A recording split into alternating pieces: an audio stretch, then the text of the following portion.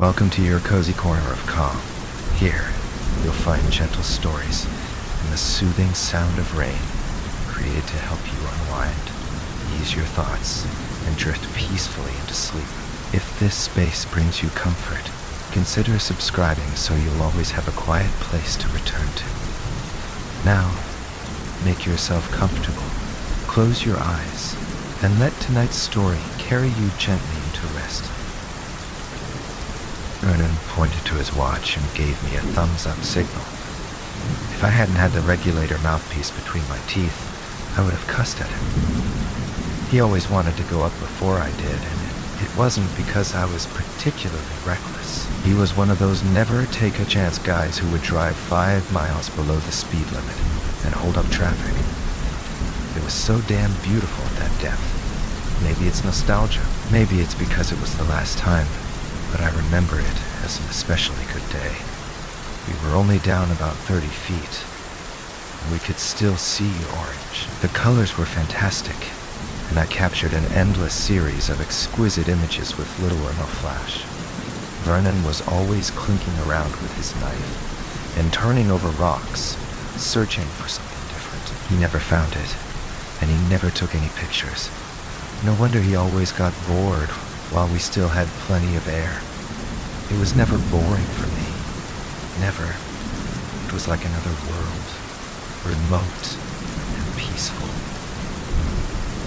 It always made me forget my troubles. I guess Vernon didn't have anything to forget. I shook my head, but he just signaled again and started to ascend. I said I wasn't reckless. I wasn't about to stay down there alone. I knew better, but I took my time about following him. I wanted one more shot of the coral, and then this big angelfish swam close to my head. It was fantastic, beautiful and quiet, with no sound except my own air after his clinking would stop. I hated to leave, but Vernon was gone, and he'd get anxious if I delayed. I broke the surface near the pontoon boat, kicked over to the ladder, and handed up my weight belt. Nobody took it. Hey! I reached up and dropped it on the deck and grabbed for the harness straps. Vernon, Jack! I was answered by a muffled groan and stopped short. I didn't want to climb the ladder in fins and a heavy air tank, but it was better than waiting for assistance that might not come. Vernon lay on the deck, moaning softly, his face contorted, hands half clutching his chest. I was stunned, cautious.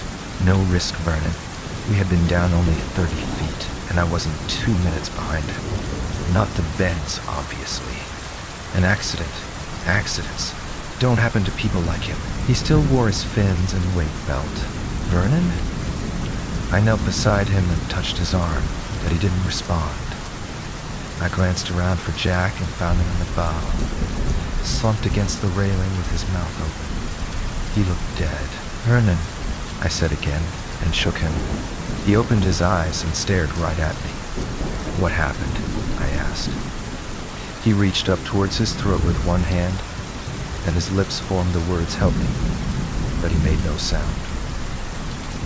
2 seconds later, he was dead. I took a deep breath and reeled. Jesus, a strange, sickeningly sweet smell I couldn't identify almost overwhelmed me. I inhaled again and was immediately dizzy and lightheaded. I didn't waste time trying to reason it out, not with 2 of my friends lying dead on the deck. I reached for my regulator and knelt beside Vernon. Breathing air I knew was safe. I was sick to my stomach, and still a bit woozy and couldn't tell how much was physical and how much was the body's. Something was wrong. Something was poisoning the air. Maybe I already had my lungs full of whatever had killed Jack and Vernon. Maybe it was in my bloodstream. Maybe in another minute, I would slump unconscious beside them. And if I didn't, what would I do when I had used all the air on the boat? After a few minutes, I was a little calmer and almost clear-headed. A terrible tragedy had overtaken 2 friends of mine, diving buddies of 3 years standing. But I was alive. Vernon had obviously fallen ill almost as soon as he stepped foot on the boat, and there was no sign Jack had had time to reach for an air tank or the radio. He appeared to have fallen back, his mouth open in surprise, and died immediately. Since I had been breathing the air for a few minutes before I started to feel sick, It must be becoming less virulent. It hit me then. Those last few photographs and my reluctance to leave the underwater isolation had saved my life. Still breathing compressed air, I went forward to the radio. I figured I could get back to land on my own if I had to, but a mayday call was certainly in order. The Coast Guard would come and get me. Maybe they would know about some freaky, poisonous cloud that was knocking people out. I wasn't familiar with the radio, but it wasn't hard to figure out. CQ, CQ, CQ, CQ, any station, any station. Nobody answered. I repeated it several times and tried Mayday again and again, but never got anything back except occasional static. I figured the radio had been knocked out too, or I wasn't using it right. Okay, forget the Coast Guard. I peeled out of my wetsuit and dressed in the dry clothes from my backpack. I started the engine and headed to shore. I could see the San Diego skyline, and everything looked normal. The sky above me was as blue as when we went out, with a few wispy clouds scattered around. At first, I didn't see any other boats, but soon enough, I did and wished I hadn't. A sailboat with its sail gone slack drifted by, and the two people on board were dead, one hanging over the rail. A motorboat made a wide circle around me. No hand on the tiller. One deck shoe was sticking up at an odd angle. After that, I didn't look and headed straight for the pier. Boats had come to grief against the piles. Fishermen were slumped over the railings, and tourists lay dead on the walkways. I moored the boat, put my camera in my backpack, and started up the steps. A young girl in jeans and a halter top lay across my path, camera still clutched in one hand. She had an expression of horror on her face. At first I couldn't look away, and then I had to, and stepped over her. One of the fishermen had a hand to his throat, but most of them apparently hadn't seen it coming. I went to the bait shop and to the snack bar, but nobody was around. Nobody alive, I mean. I headed east, and everywhere it was the same. I shouted, "Hello? Is anybody here?" But only echoes replied. I was still carrying the oxygen tank, breathing from it most of the time, but when I removed the mouthpiece, the chemical smell was less pungent. Another odor was present, though, one I couldn't identify at first. It was the stench of death. As I entered downtown, things got even scarier. Cars were everywhere, engines still running, but if they hadn't stopped at traffic lights, they had run into each other or into buildings. Pedestrians lay in the crosswalks and on the sidewalks. Everybody was dead. Everybody. Except for the hum of engines, it was silent. No voices, no traffic, no construction noise. I stopped walking and stood in the middle of the street, taking it all in. I couldn't think what I should do, where I should go. What had happened? Biological warfare. Who did this? Russia, North Korea, Al-Qaeda, Martians. This was bigger than 9/11, and my first instinct was to see if it was on TV. There was nobody to ask, and even if there had been, I would still have very soon craved the ubiquitous fount of information. CNN. I went hunting for a bar. Not a difficult assignment, even for a habitual non-drinker. The first one I came across didn't have a TV on, and I couldn't find a remote or a switch to turn it on with. MacGyver, I'm not. The smell was really bad in there, too. Spilled alcohol and maybe something burning. It wasn't the bodies, and I discovered something there I hadn't noticed before. I brushed against the bartender's arm while I was searching for the remote, and it was dry and warmer than I would have expected. The side of his face I could see looked sunburned and was peeling a little. In the second bar, the TV was on. A soap opera. I went behind the bar, found the remote, and changed the channel. Game show. A Western movie. A Seinfeld episode. CNN, however, was a black screen. Nobody left to report the news. Nobody to flip the right switch. Not just San Diego, but the whole damn country or large parts of it. I needed a drink. It didn't help. Nah, the cash register was open, and I could have helped myself to the cash. And nobody would know or care, but would the money be worth anything? In the end, I didn't take anything. But I didn't pay for the drink either. I wasn't using the oxygen anymore, and it was heavy, so I left it behind. I hoped an attack this virulent would need to be repeated. Back outside, I tried to decide where I should go. I had survived. I couldn't be the only one. Who else would have survived? Other divers? People in airplanes? I had read about the fabrication rooms where they assemble electronics. They had their own air supplies. The city must have a crisis center. Where? Would the phone number be listed? I went into a bank building to see if someone might have survived in an elevator. A car responded as soon as I pushed the button, but nobody was inside. I tried the rest, and 2 of them had dead people. What about the vault? Could someone have survived inside? I yelled. Hello, is anybody here? But heard only silence. I kept walking. I didn't have a lot of choice. I couldn't take a bus or call a taxi. Stealing a car would have been easy, but the roads were blocked. I walked. Information was what I needed, so I headed for the public library. On the way, I almost stumbled over an Asian guy with a cell phone still up to his ear. I took it and called 911. No answer. This guy was sunburned too, or he had a skin condition. Or, and this really made my skin crawl, all these bodies were starting to flake away like dead insects. In the block before the library, a woman with a bag of birdseed lay surrounded by the pigeons she had been feeding, all as dead as she was. The library was cool and quiet. Too quiet. No phones ringing, no staff answering questions, not even computer keyboards clicking. I picked up the first phone I found and tried 911 again. Nothing. More people were in there than I expected. And yes, the bodies were drying out, and these weren't even in the sun. I went to the computer lab on the 2nd floor. Some of the patrons had fallen out of their chairs, and some were slumped over the computers. I stepped over one of the fallen ones and sat down at his computer. He had been writing an email. I'm not sure what it was about, but he was a very bad speller.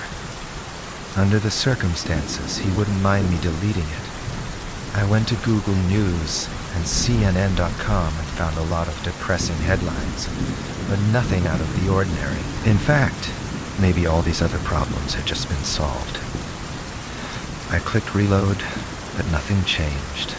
My best bet to contact someone else was a diverse chat room. I'd never visited one, but I was sure some must exist. I searched Facebook groups for scuba divers. Most enlightening. Dating sites galore. Posters slamming each other for whatever they'd said before. Links to porn sites. Some of the groups were in other countries.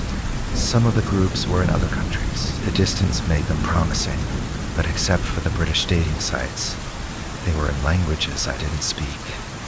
I did find a few sites actually discussing diving, but no very recent postings. I'd been at it for about 15 minutes before I hit pay dirt.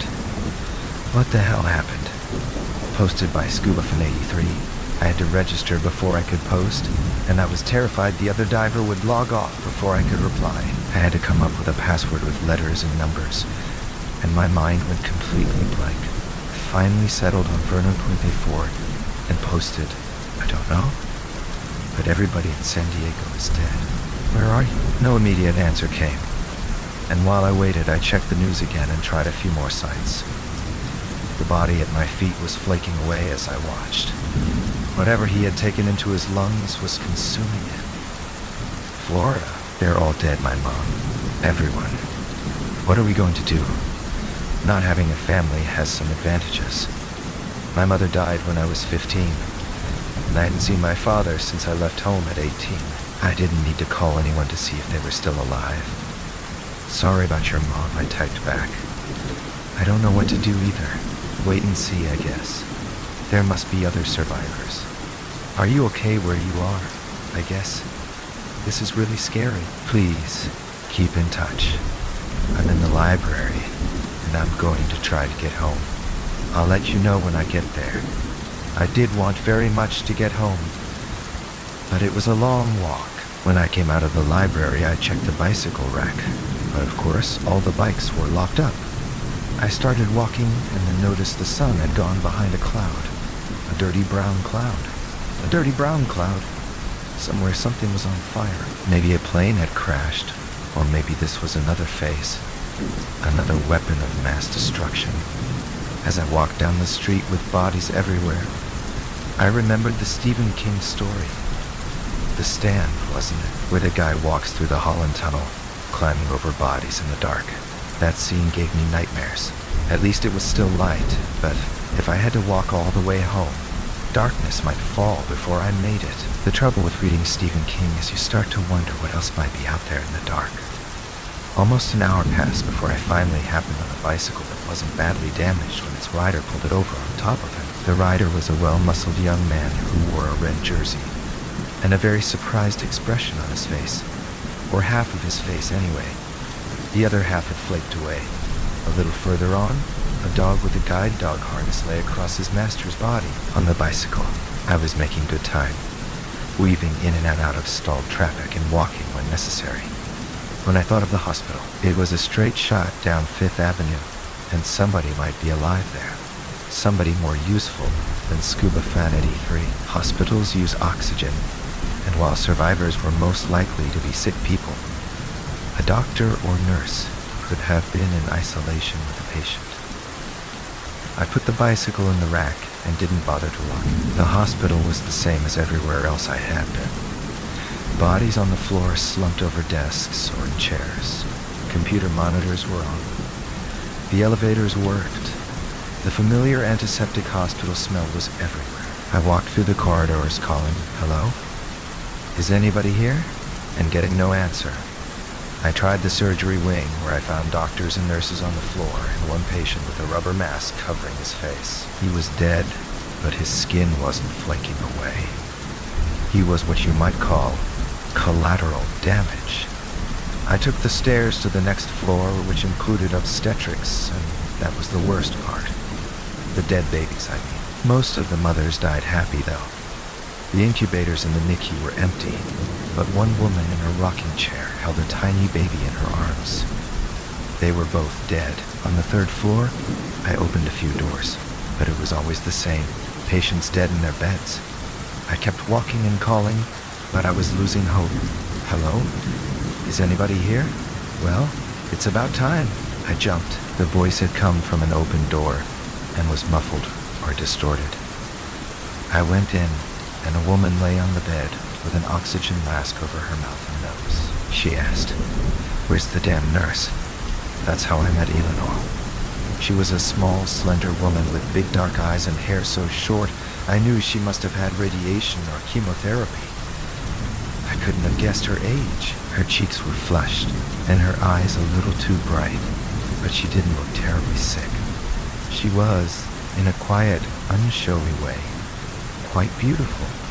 "My name is Dave Randall," I said, "and I'm pretty sure the damn nurse is dead." She just stared back at me. Later, she told me she thought at first I was a serial killer. But she wasn't frightened, only a little startled. She had come to terms with death some time ago. I explained what had happened, and she said, "You made that up." "I wish I had," I said. Eleanor reached for the remote control on her bedside table and turned on the TV. It was a good idea.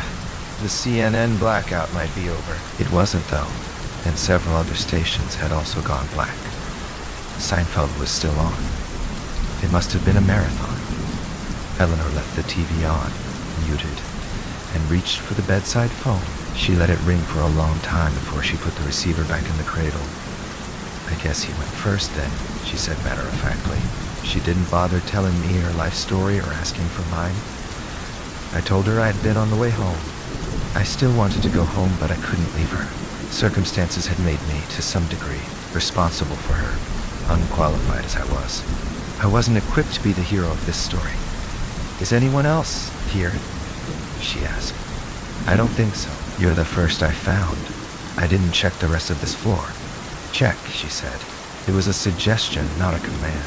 I told her I'd be back in a few minutes, and finished my search of the hospital before I went downstairs again to find a computer or cell phone with internet access. I had to move the body of an admissions clerk, a plump red-haired woman whose name tag read Sally. She was very light, and some of her skin came off in my hands. Even her bones appeared to be crumbling. I lay her on the floor as gently as I could and took her seat.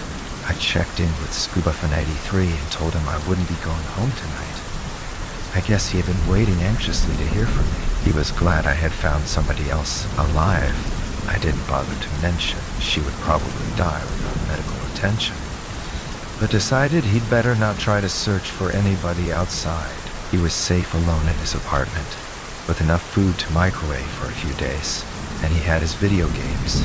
My opinion of his probable age kept dropping, which was depressing. I was responsible for him, too, as much as I could be clear across the country with no means of transportation.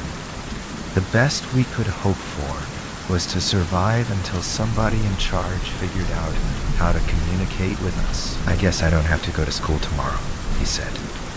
No, I guess not, I typed back. I checked a few other message boards, but nobody else had posted.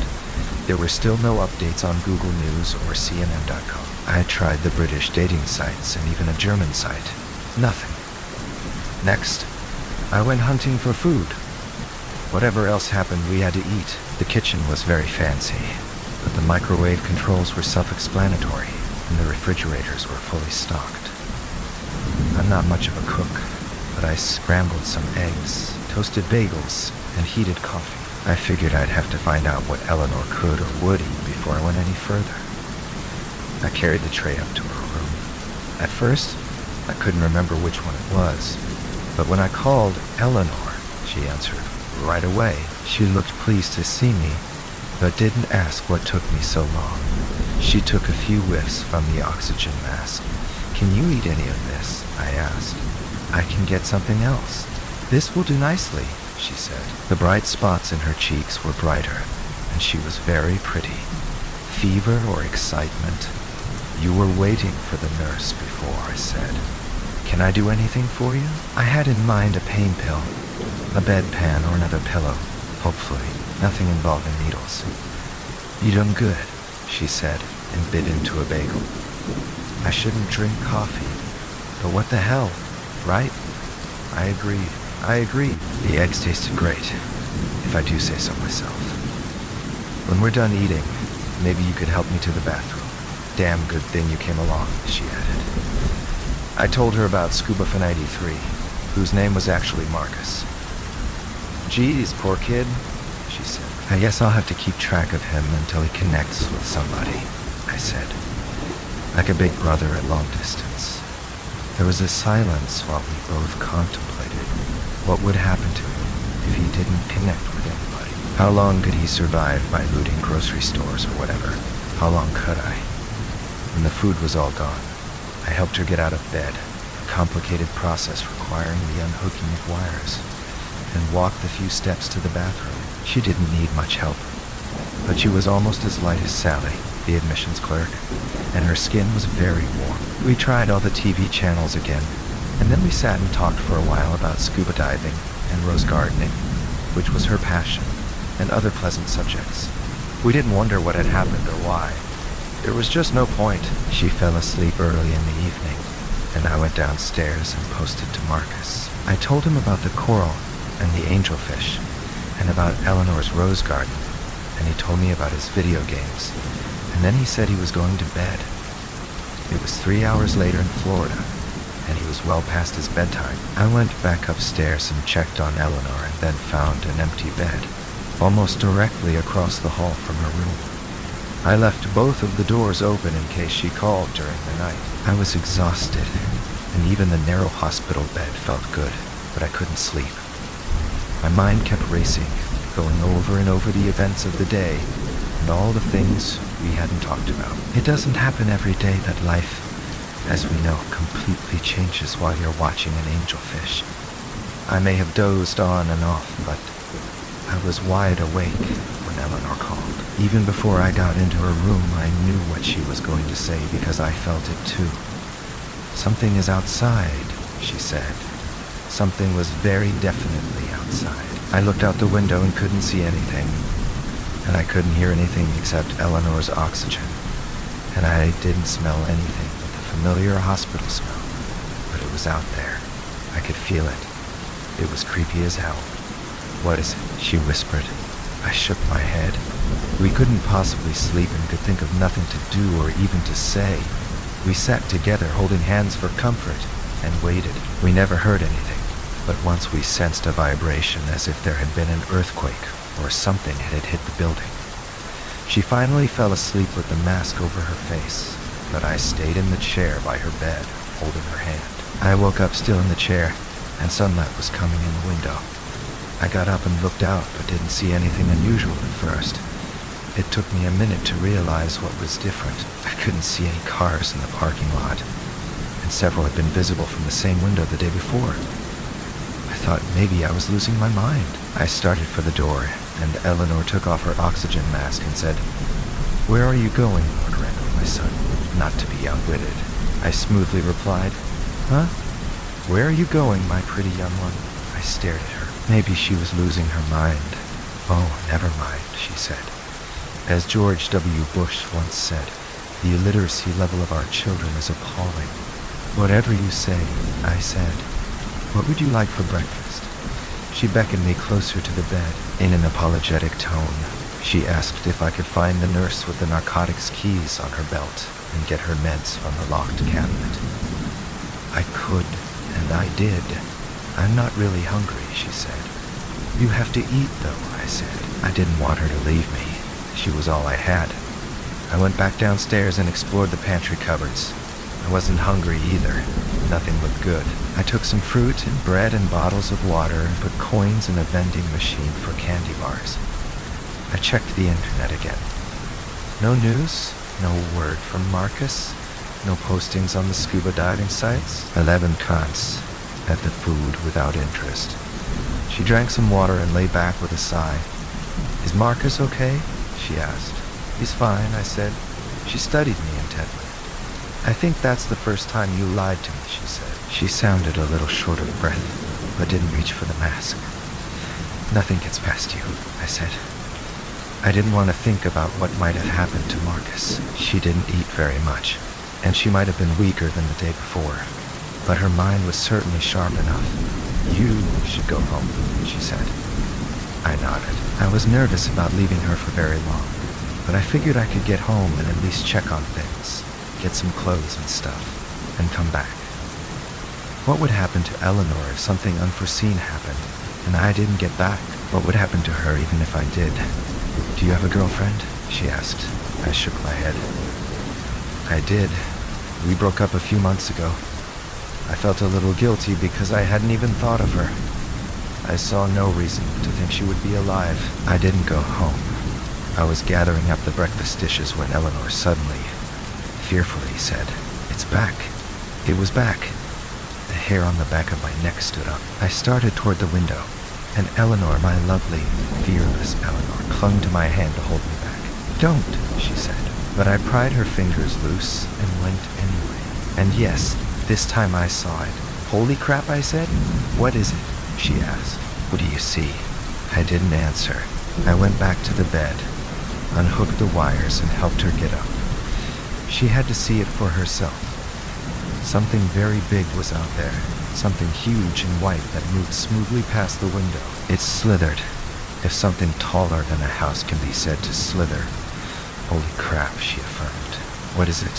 "Moby Dick," I said. "Moby Grape," she countered. She was a pistol. She was right, too. It was not so much white as a very pale green. It disappeared around the corner. "Stay here," I said, pulling a chair up to the window for her. I ran down the corridor and took the stairs 2 at a time. Through the glass doors of the lobby, I saw it again. My view of the street was blocked by a massive wall of greenish white, with no discernible features or texture.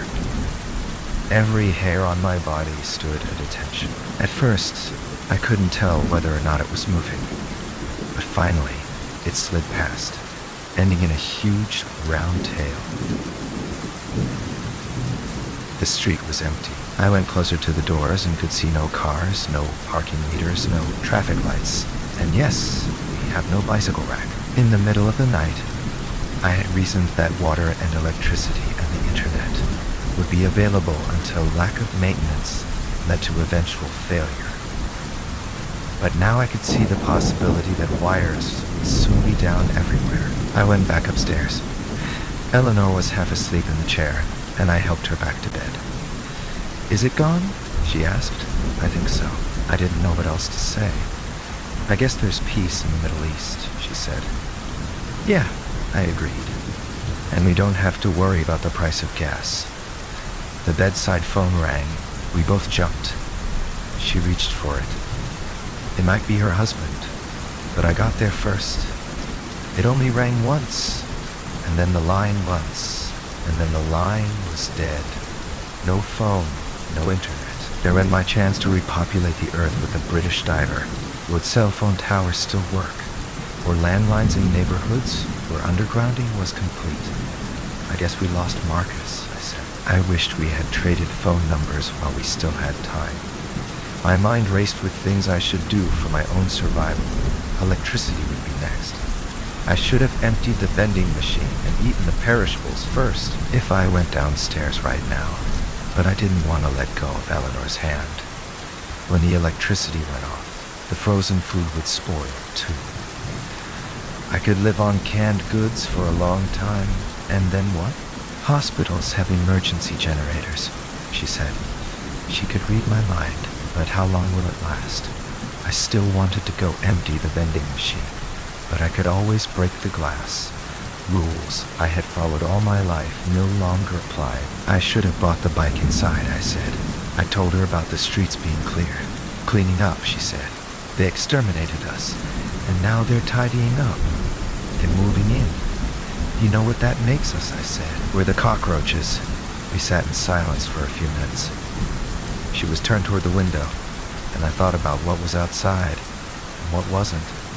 I was overwhelmed until I remembered something that made me laugh. Eleanor looked back at me, ready to be amused. "My mother died when I was 15, I said. A few months later, I dreamed she came back. She showed up on the doorstep with a suitcase and explained that heaven was full. So they sent her back." She laughed too.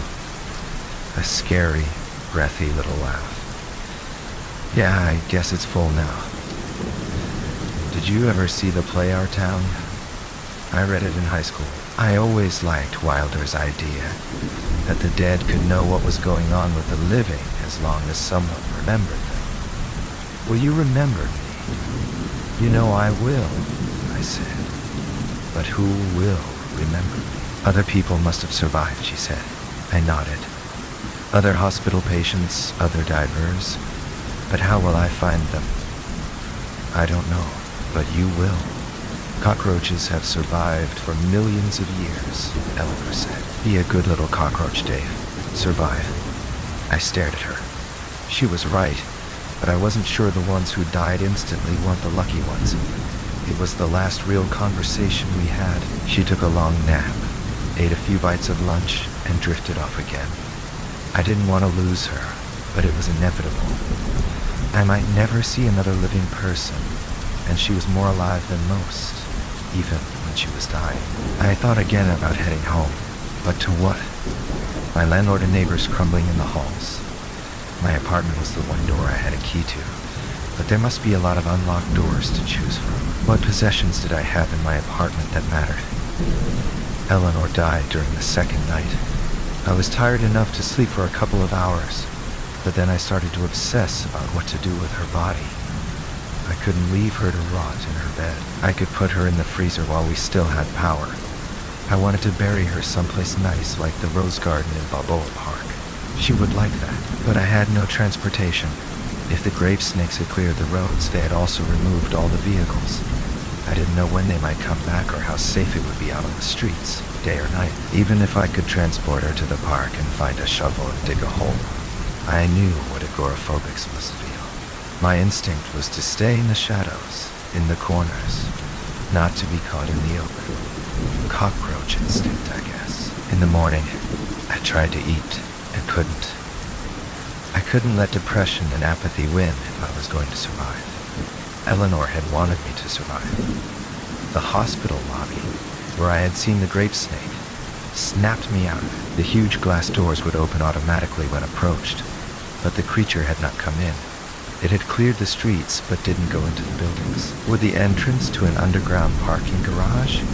be identified as another street or as part of the building. The hospital didn't have underground parking, but it was only a couple of blocks from a complex that did. I had been to the movies there, and it had levels of parking below ground. You could enter from the street through a tunnel, and I wasn't sure it was big enough for one of those things to go in, assuming they were all as big as the one I had seen. As soon as I thought of it, I couldn't rest until I checked it out.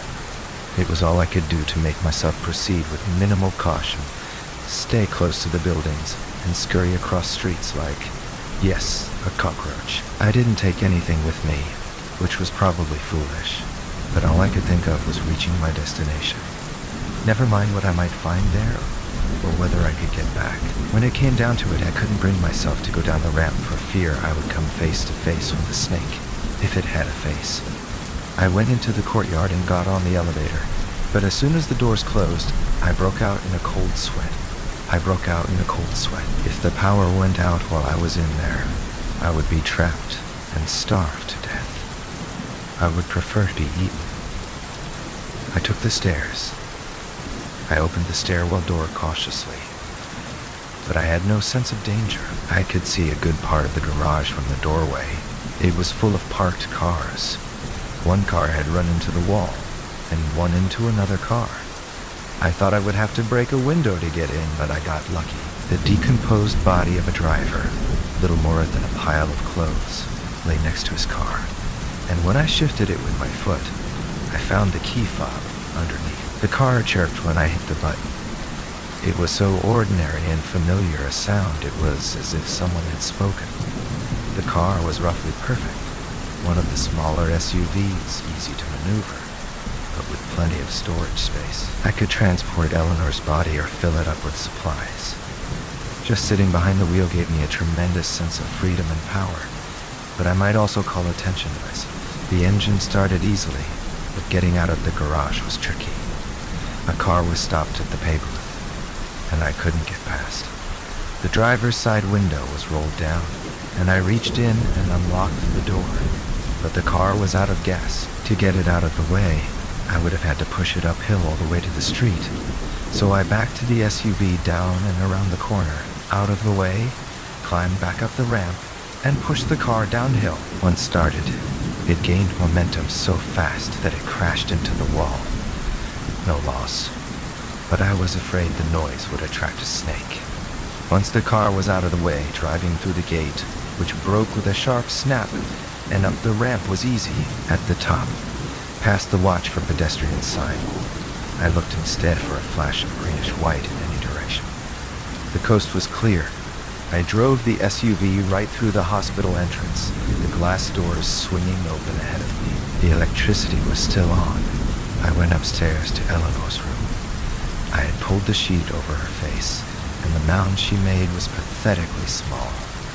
I wrapped the sheet carefully around her and lifted her off the bed. She made a light but awkward burden. I carried her to the elevator. After a brief debate with myself, I decided the probability of the hospital's generator failing while I was in the elevator was smaller than the chance that I would fall down the stairs or drop Eleanor if I tried to carry her down 2 flights. I laid her across the back seat. She couldn't feel anything, but she looked uncomfortable, so I snagged a pillow from an empty room and put it under her head.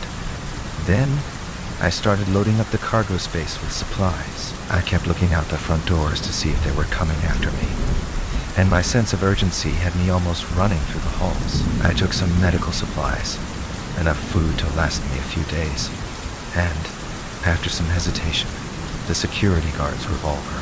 I didn't imagine it would be much use against something that took out cars and telephone poles with no apparent effort. But I did hope to find other survivors. And what if they weren't as friendly as I hoped they would be? There ought to be plenty of the world's goods for the taking. But what if somebody wanted something I had? Or wanted me to do something I didn't want to do? I wasn't at all sure I even knew how to fire it, but I took it just in case. I had a sneaking feeling I was borrowing trouble. When I had loaded the SUV, I drove out through the entrance and headed downtown. The freeway might have been faster, but I figured the surface streets would provide more places to hide.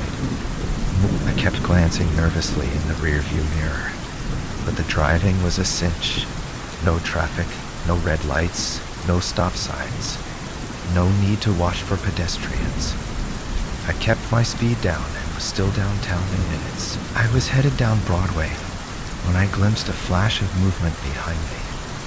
I didn't wait to identify it, but immediately hunted for a parking garage. The first one I came upon was in a hotel that was being renovated, so the entrance was blocked by plywood barriers.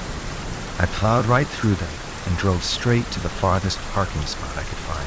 Because of the construction, the space was nearly empty, with only a cluster of cars near the entrance, probably belonging to the construction workers. Scaffolding and more barriers on the far side created dimness inside, and it was a good place to hide if I could count on the snake not following me in. There was a snake. I never saw more than a quick flash, but I could feel it out there. I sat as still and silent as I could for almost an hour, and God, I missed Eleanor. I started worrying that if I had been seen, they might use the chemical again. How long could I hold my breath even if I knew it was coming? Finally, I decided it must be gone. If it wasn't, if I was wrong, that I would always be able to feel their presence, it would never be safe anyway. I might as well take my chances. I drove back to the entrance and looked up and down Broadway before I ventured out. The coast was clear, and I drove straight to the pier. There were no bodies left in the streets, but the fishermen and tourists from the first day were still on the pier, much reduced. The pontoon boat was tied up where I had left it. The bay was, as always, so clean and beautiful that it took my breath away. I wished I knew whether it was a safe place to be, and whether or not the snakes would have invaded it too. I badly wanted a TV anchorman or news website to tell me what precautions I needed to take.